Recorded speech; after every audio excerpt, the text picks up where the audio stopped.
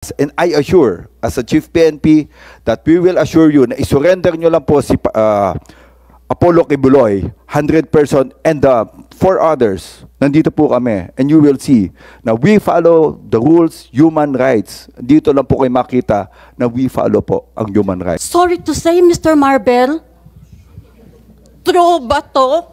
Senator Bato, sorry to say, overnight sinira ninyo yung mga values na ipinunla ni Pastor sa aming mga puso. We want to be, gusto naming pakinggan, buti nga, sabi nyo kanya, lahat may boses. Okay, kami may boses, wala kaming kapangyarihan tulad nila. Nasa kamay nila ang kapangyarihan ng bansa, nasa kamay nila ang kapangyarihan to do what they want. Hindi kami dito prostitute, hindi kami bangag. It's unfair for them naman na i-require nyo muna sila na isurrender si Pastor Kibuloy para maging peaceful ang Davao. Parang ganon. No, sir. Para maging normal ang lahat. Hindi, sir. Sabi ko, nobody, you know, sir.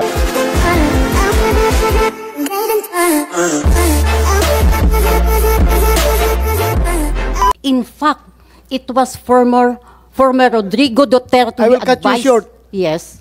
Hindi ako naniniwala na nagsasayaw kayo sa loob.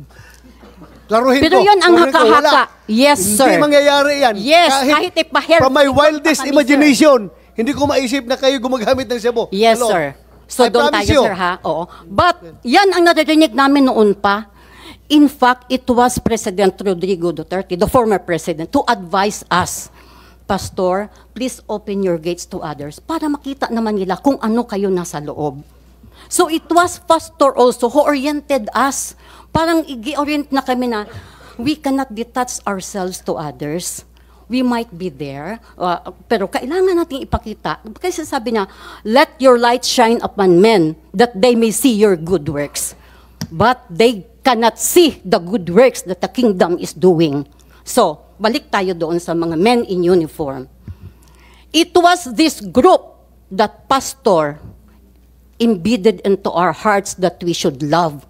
Why? Anong sabi niya? Ito sila ang nag-lay down ng kanilang buhay to protect our country. Doon hindi kami familiar sa mga men in uniform before. But we started following Pastor. Okay, pag nakikita namin sila sa daan, mga ganun, nagbibigay kami ng food. Alam niyo yun, nagbibigay kami ng food, etc. But sorry to say, Mr. Marbel, true ba to? Senator Bato, sorry to say, overnight sinira ninyo yung mga values na ipinunla ni Pastor sa aming mga puso. You said, sana maibalik namin yung, I hope in time because mayroon namang healing time. But this time, we want to be heard.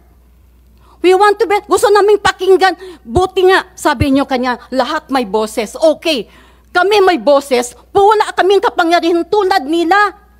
Nasa kamay nila ang kapangyarihan ng bansa, nasa kamay nila ang kapangyarihan to do what they want. No? O, sabi nga ninyo, nag-serve sila ng warrant of arrest. Given. O, kung may kasalanan, sige. Allegedly, allegedly. Kung may kasalanan, warrant of arrest, go. In fact, Senator, gi-challenge ko sila. If you want to know who we are and what we are, come live with us, libre. Pero nag-expire na yung challenge ko sa kanila. Hindi na pwede ngayon. Oh. So, come live with us so that you will know who we are and what we are. Sabi ko gano'n, hindi kami dito prostitute, hindi kami bangag, walang tunituniladang shabu sa aming lugar, yun lang, allegedly, nandyan yung mga iwawarant ninyo, arrest ninyo. Why will you put into compromise and risk public safety? We are part of the public there. Thousands, may mga bata, may mga matandang palliative, may mga senior citizens katulad ko na nakatira doon. For how many long years we be then? We are toiling that property by blood, sweat, and tears. Tapos maririnig namin na i-invade, kukunin. Kayo, Sir Senator, what will be your first reaction? Ilang beses silang nag-serve ng warrant of arrest? Out of respect, with due respect, Sir Marbel, sa mga tauhan mo, we receive them, sir. With due respect. Dito sa akin. Sige. Oh, sir, sorry. I'm not used to it. That's one. So, we received those, yung mga warrant na deserve nila. But this time, from the words of Sir Abalos, nag-serve lang naman kami ng warrant of arrest. Parang kami pang may kasalanan. Ang batas ay batas. Ang may kasalanan mananagot. Correct. Ang batas ay batas. Ang may kasalanan mananagot. Doon kami. Oh. Pero, iko-contest ko yung sinabi niya, nag-serve lang kami ng warrant. Hindi kayo nag-serve lang ng warrant of arrest. Nilusob ninyo kami in a horrible and terroristic way. Busloads and truckloads of men in uniform. Madaling araw, tulog pa ang iba, kagigising namin. Sige kayo mga kagbawan, ikaw sir, lulusobin ka ng what will be your first reaction? Aba, ibibit-bit kami ng Biblia, tapos, oy, sabi sa Word of God, ganon? No! Kayo, may mga pamilya kayo, what will be your first reaction? Of course, we need to defend. Tapos sasabihin pa na, ginawa naming shield ang men at mga bata doon. It's not, we are shielding our property. We're just executing our rights to defend our property. Tapos, ganun pala.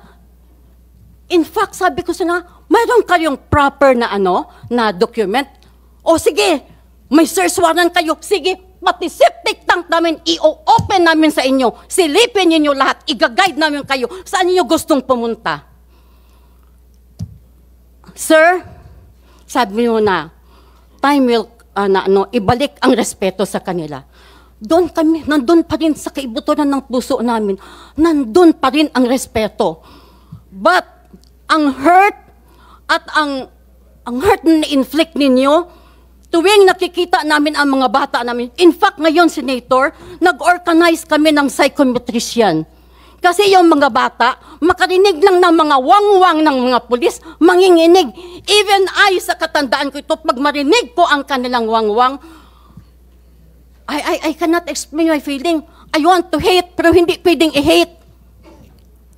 Yan, ang mga nanay namin, gusto namin ilabas dalhin sa doktor. Ayaw, kasi may mga pulis sa labas. Noon, pag makita namin ang pulis, tama ang sinabi mo, we are happy. We feel secured. You people, we feel secure because you are there. No? You are there sa kalye, nagbabantay sa amin. But now we don't feel secure. Nandun sa vicinity, yung iba sa kadamuhan, tapos may mga drone doon na nagsisiliparan. Kahit sa bundok, sir, mayroong drone. Mayroon pa doong mga foreigner, itim, puti, nagpapalipad ng drone. So, what are we now? A divided nation? A divided Filipino citizen? Kung we feel insecure and threatened. Para pala kayong Marawi siege doon, may mga puti yes, na parang ganon. Mga foreigner na kasali sa operasyon. Mayroon. Ha? Oh. Pumupunta doon in the guise of mayroon pa sir. Yung kino-question ng mga intel ninyo doon sa amin, nasaan ang kuweba, nasaan ang tunnel. Pati kami, anong tunnel, anong kuweba? Kung tunnel ang hinahanap nila sa Diwalwal, marami doon, Senator, wala doon sa amin. Thank you, ma'am. Thank you very much. Thank you for that. Our chairperson.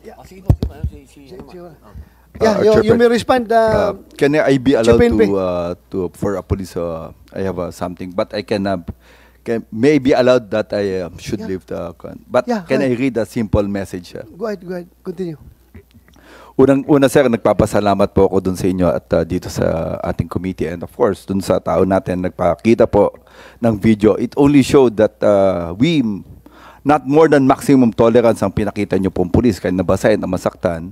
Talagang we followed po. We have yung mga body cams na meron po kami, and sabi ko nga dito sa Directorate for Operations na ipakita natin body cams if we really violated in human rights. But what we saw right now, Talagang that's a human rights sa mga pulis natin na nasasaktan, yung binasa natin. And that's against yung rules 113 ng Section 11. No? But I've already, si Vice Chairman Bernardo also already spoke regarding this.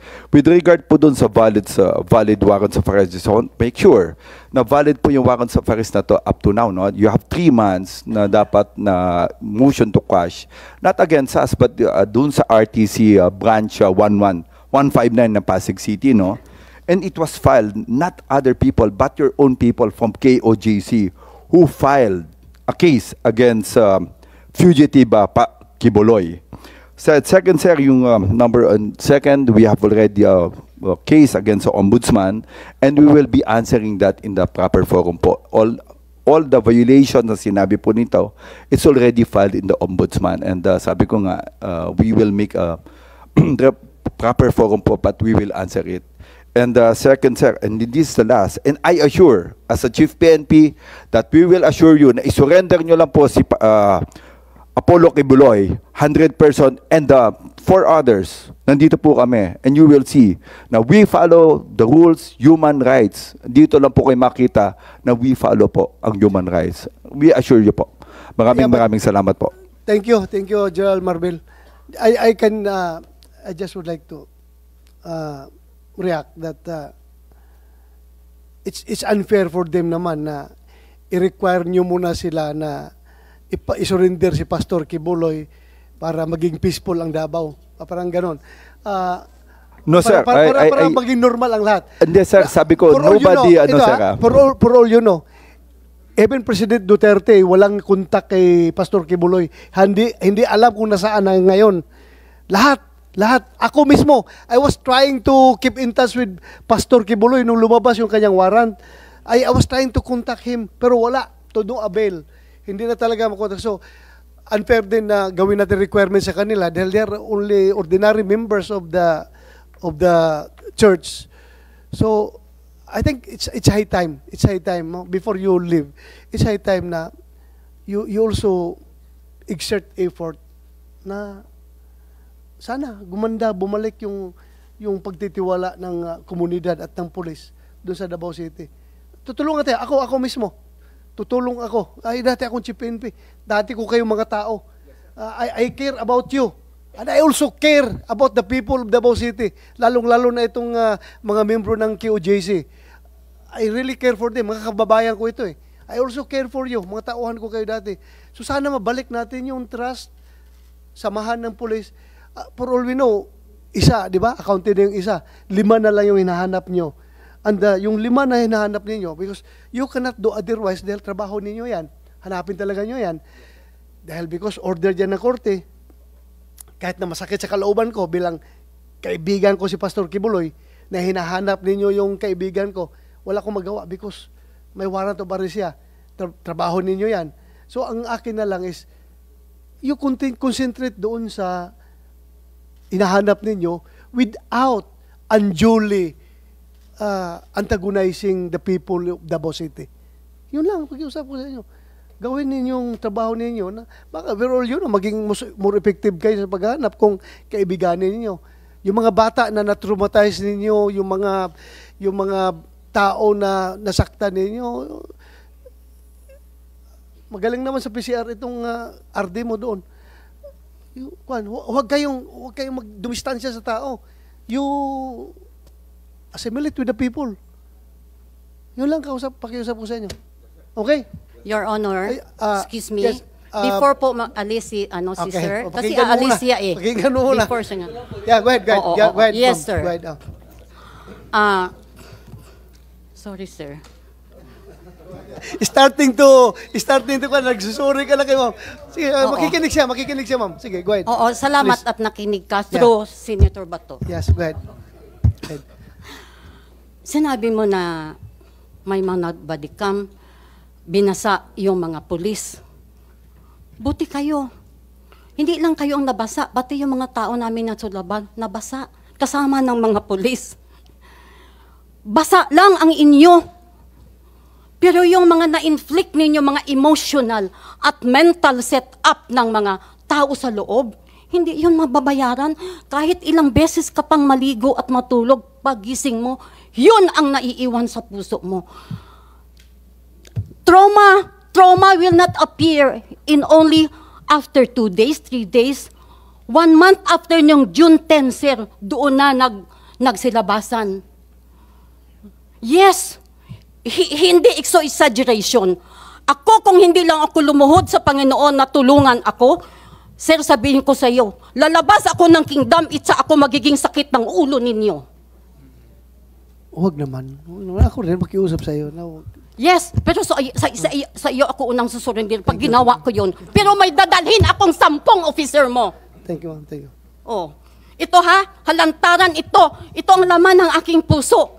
Kasi buti ako, matanda na ako, malapit na ako mag-70, mabalance ko. Pero how about their kids? Ha? May mga human rights dito, may mga DSWD dito. How about those kids? How about those young people? Pag nakasalubong mo, iiyak. What happened to you? Ti, aywan ko lang, basta magdilim na ti. Iba na ano. Why? Kasi before nangyari yon, the scenario is this ng gabi, umuulan, tapos kumukulog. Kaya pag umuulan, kumukulog, yun na. Kasi parang nagpe-preempt nila na, may mangyayari namang ganito. Hindi yun. Kaya, nag-organize kami ng psychometrician, sir. We need to process those people. Kasi hindi kayo ang nagka-problema, kami. Those community, thousands. And those people, we are supposed to, kung natriten kami, sir, natriten kami. Noon tumatawag kami sa barangay, police, sa police. Ngayon, pag natriten kami, kanino kami tatawag? Sa iyo, Sir Tory? Ha? Excuse me. Sir Bato, saan kami tatawag? Kahit na medyo masama ang loob mo, tawag ka pa rin sa kanya. Duty niya yan na mag-provide talaga ng security sa inyo. Konsensyahin ninyo. Si How General about Torre, if trust is trabaho no niya yan. longer there? Ha? Ano? Trust is no longer there. Ay, yun nga. What will we do? Trabaho niya yan ngayon na i-rebuild yung I trust. hope. I hope. Ako Kasi rin. I tao hope. din kayo, tao din kami. Ha? Natitreaten kami. Kami, ordinaryo, wala kaming baril doon, wala kaming yung baril doon na may mga lisensya nga. In good faith, sinurrender namin sa kanila. In good faith. Oh. Ito din ang paalala ko sa inyo. Sa kanila, sir, sa kanila. Di ba? Nakatag pa doon. We seek for truth. Then seek for truth. Because the person you are allegedly, na may kasalanan ganun, hindi pa napatunay may kasalanan. Then seek for truth. I-clarify. Oo, seek for truth. Yun ang sa akin. Be fair. Give us a fair treatment and justice also. Kasi community kami, tapos ganun ang mangyayari. Katulad na naman, kanilang madaling araw, 2 o'clock. Siya raw hindi ninyo alam. Pumunta na naman kayo doon sa farm. Ginising at pinagbabalya yung pintuan ng mga farmer doon at magising ka ba naman, sir, ang baril nandyan. What will you do? Another traumatic experience na naman ang ibibigay ninyo sa puso ng mga farmer doon. So, ano na itong ating authority? I cannot say. Para kasing, sorry to say the word, parang sanggano. Okay, thank you. Tapos, you will tell us, give them due respect. I think it's not us only. Let them give due respect also because we're innocent. We are part of the public. I am also telling them to do their share. Maningkamot sila na babalik yung respeto ng komunidad sa kanila, sa mga polis. So, yan ang aking ibig sabihin doon. Chair, Yes, just to put in proper perspective po Yeah, sa go ahead. sinabi ni General Marbil, ang problema lang kasi dito, sir, hindi na-follow yung rules of engagement. Ilang beses na kasi sila nag-serve ng warrant of arrest. I remember yung NBI nga nag-serve noon. Pinapasok namin, sir. In-entertain namin. Dito kasi sa June 10, I think alam naman ng PNP, marami matatalino naman sila, before sana sila pumunta doon, or kung kailangan na sikreto, at least ang warrant of arrest kasi tao ang hinahanap. At saka kung nasa building siya, hindi po pwede na pasukin mo agad ang building. Magpaalam ka muna dun sa may-ari ng building. Kilala naman nila kung sino administrator. Nung nandun na sana sila, tinawagan nila si PRRD. 3 a.m., gising pa si PRRD mga ganong oras. Nung pumunta sila, 3:15, the videos cannot lie. The footages cannot lie. 3:51 a.m., diretso sila kaagad, lagay ng ladder, tapos pumasok na kaagad without complying with Rule 113, Section 11. Aba, mali yun. Kung mali yun, may karapatan yung mga miyembro na pigilan sila, especially dito sa information, na meron pang criminal forfeiture order na hindi namin maintindihan, na hindi ko na lang i-explain yun. So, yun lang po ang sa amin. At saka, 4 different locations po sila, sir. In each location, hinahanap nila si pastor. Doon nga lang sa Kitbug, 3 areas yun. Buyo-Buyo, Biangan, Kitbug Compound. Sa 3 mga areas, mga 22 ata kabahay, pinasok nila. Ni hindi man lang, diretso na sipa. Ni hindi man lang sila nagpaalam. Alas 4 ng umaga, mga bilaan yun. Anong mangyayari? Yung isa, namatay pagka kinabukasan dahil na heart attack. Siyempre, so, hindi naman siguro nila sabihin na doon sa more than 20 houses na pinasok nila, nandun si pastor. Doon sa Glory Mountain din, ang hinahanap nila si pastor. Sa Prayer Mountain, ang hinahanap nila si pastor. Sa KOJC Central, ang hinahanap nila si pastor. So therefore, they could not give that to us, that there is reasonable ground to believe that they are arresting, they want to arrest Pastor Apollo Kibuloy in 4 different locations, and in 1 location, there are even 3 different locations likewise. Yun nga lang, yung operational procedure po dito, hindi talaga na-follow. Yun po. Thank you, Attorney. Chairman, Yep. can I just want to make it clear kasi it will be a different kung ito susundin po namin, kung ito gagawin. Wala na po kami mahuli na warrant sa arrest sa mga tao natin. And this is a jurisprudence po ng People of the Philippines versus Wang Shen, Wow, and Georgie Lee, JR number 1390301, 29 September 2004. And just want to make it clear. Kasi iba kasi baka maging natin, wala na kami mahuling pulis, wala na po kami mahuling mga kriminal kung i-announce namin sa publiko na huling ka namin. But based dun sa ito po yung jurisprudence na yun, unannounced intrusion in the premises is permissible when, letter A party whose premises or is entitled to the possession thereof refuses upon demand to open it. When such person, letter B, when such person in premises already knew of the identity of the officers and of their authority and persons, letter C, when the officers are justified in the honest belief that there is an imminent peril to life or limb, and D, when those in the premises aware of the presence of someone outside, because, of example, there has been a knock at the door, are then engaged in activity which justify the officers to believe that an escape or destruction of evidence is being attempted. Suspects have no constitutional right to destroy evidence or dispose of evidence. However, the exceptions above are not exclusive or conclusive. At times, without the benefit of hindsight and orderly on the spur of the moment, the officer must decide whether or not to make an unannounced intrusion into the premises. Although search and seizure of a dwelling may be constitutionally defective, if the police officer's entry was without prior announcement, law enforcers' interests may also establish the reasonableness of an announced entry. Indeed, there is no formula for the determination of reasonableness. Each case is to be decided on its own facts and circumstances. In determining the lawfulness of an unallowed entry and existence of probable cause, the courts are concerned only with what the officer had the reason to believe in the time of the entry. Yun po. Sir, Thank you, General Marbel.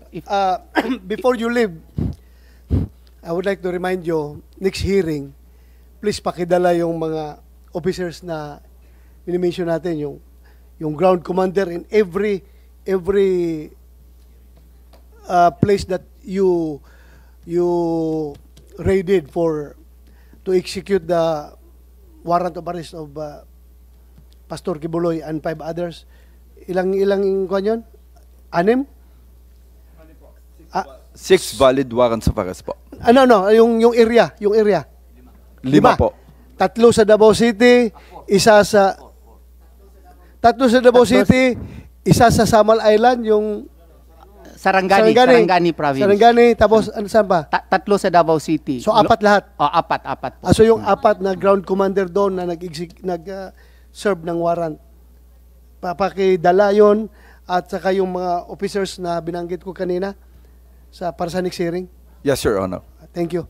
Salamat. So you may now leave para makapagtrabaho ka pa. Maraming salamat po. Thank you.